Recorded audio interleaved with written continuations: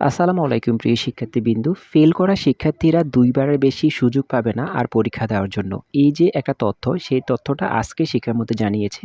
তো এছাড়াও আরো অনেকগুলো তথ্য আছে। চলো বন্ধুরা আমরা সেই তথ্যগুলো জেনে নিই। তারপরে তোমাদের কিছু গুরুত্বপূর্ণ কথা বলবো। ইনশাআল্লাহ আমাদের এই তথ্যগুলো তোমাদের অনেক ভালো লাগবে। শিক্ষা ও প্রাথমিক ও গণশিক্ষামন্ত্রী ডক্টর আনম এহসানুল হক মিলন বলেছেন, পাবলিক পরীক্ষায় ফেল করা কোনো শিক্ষার্থীকে ২ বারের বেশি পরীক্ষায় অংশ নেওয়ার সুযোগ দেওয়া হবে না।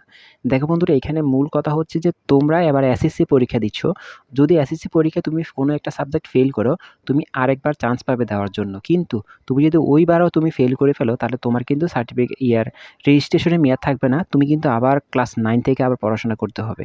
তো এই যে ব্যাপারটা, এই ব্যাপারটা তিনি এনেছেন। তিনি আরো বলেছেন, একজন শিক্ষার্থী ১ বার, ২ বার এমনকি ৩ বার, ৪ বার পর্যন্ত ফেল করলেও বারবার তাকে পড়ানো, রেজিস্ট্রেশন করা এবং পরীক্ষার সুযোগ দেওয়া বর্তমান ব্যবস্থার কার্যকারিতা নিয়ে প্রশ্ন তুলছে।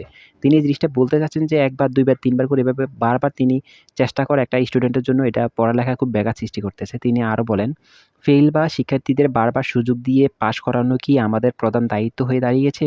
নাকি আমরা সামনের দিকে এগিয়ে যাব? তো এই যে আজকের এই তথ্যগুলো যে দিয়েছে শিক্ষামন্ত্রী, এই তথ্যগুলো কিন্তু তোমাদের মাথা ব্যাথার একটা কারণ হয়ে দাঁড়াবে। মূল কথা হচ্ছে তোমরা যারা পরীক্ষা দিবে, বিভিন্ন পাবলিক পরীক্ষা, যত রকমের পরীক্ষা আছে, পাবলিক পরীক্ষাগুলোর মধ্যে তোমরা সর্বোচ্চ ১ বারের জায়গায় ২ বার পরীক্ষা দিতে পারবে। পরবর্তীতে তোমরা কিন্তু আর দিতে পারবে না। ধরো তুমি ক্লাস 10 এ আছো, তুমি এবার পরীক্ষা দিবে, এসএসসি পরীক্ষা দিবে। তো এসএসসি পরীক্ষায় তুমি কিন্তু সর্বোচ্চ ২ বার ট্রাই করতে পারবে। ১ বারের জায়গায় ২য় বার যদি পাস না করো, তাহলে ৩য় বার তুমি কিন্তু আবার ক্লাস 9 থেকে তুমি আবার পড়াশোনা করতে হবে, আবার নতুন করে রেজিস্ট্রেশন করতে হবে। তো আর যারা ইন্টারে আছো, তোমরাও কিন্তু এরকম ১ বারের জায়গায় ২ বার পরীক্ষা দিতে হবে। তো এই জিনিসটা আসলে তোমাদের একটা মাথা ব্যাথার কারণ হয়ে দাঁড়াবে। তবে বিভিন্ন শিক্ষাবিদগণ এটাকে শুভেচ্ছা জানাচ্ছে যে এই সিস্টেমটা আমাদের দরকার, শিক্ষা ব্যবস্থা যাতে পড়াশোনা বাচ্চারা ভালোভাবে করে। আর এই সেশনগুলো যাতে এভাবে থাকতে, থাকতে কিন্তু তোমাদের প্রশ্নপত্র তৈরি, বিভিন্ন রকমের প্রশ্ন তৈরি করা হয়। ১ বারের জায়গায় ২ বারের জায়গায় ৩ বার দিলে ৩ টা প্রশ্ন একসাথে করা হয়। নতুন সিলেবাস আবার ধরা হয়, পুরাতন সিলেবাস ধরা হয়। এই সমস্যাগুলো দূরীকরণের জন্যই মূলত এই সিস্টেমটা করা হয়েছে।